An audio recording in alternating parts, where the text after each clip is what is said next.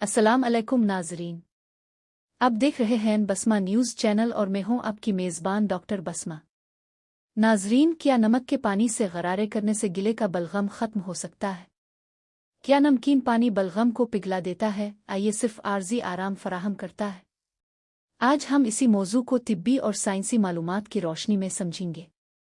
नमक के पानी से बलगम पर क्या असर होता है?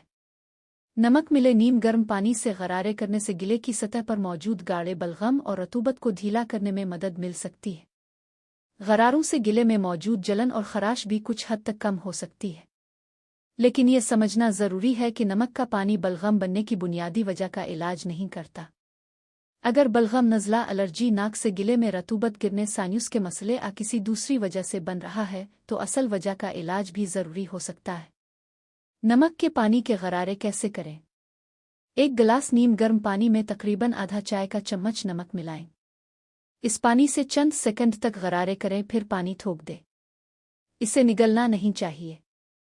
ज़रूरत के मुताबिक दिन में चंद मर्तबा गरारे किए जा सकते हैं। क्या गर्म नमकीन पानी बलगम को पिघला देता है?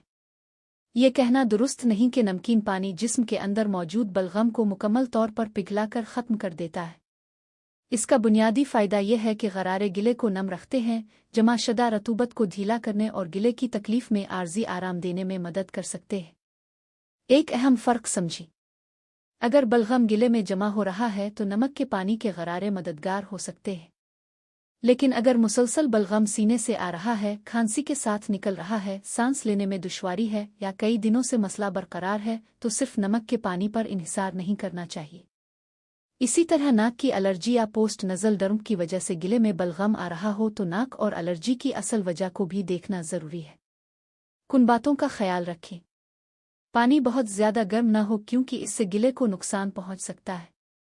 गरारे करने के बाद नमकीन पानी न निगले।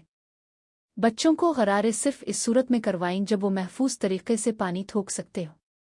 और अगर बलगम के साथ सांस में शदीद दुश्वारी, सीने में दर्द, खून आना, तेज़ बुखार अलामात मुसलसल बढ़ रही हों तो डॉक्टर से तिब्बी मुआयना करवाना ज़रूरी है।